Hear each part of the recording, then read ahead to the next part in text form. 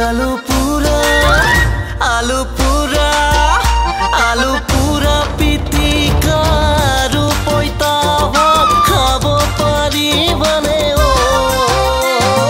হাউনৰ বৰষুণত তিতি তিতি তুমি ৰুব পাৰিবানে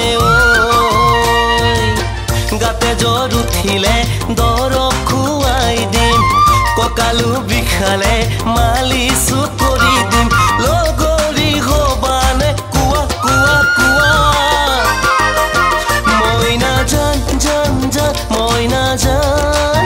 দেহা জান জান জান দেহা জান মই নাজান জান জান মই নাজান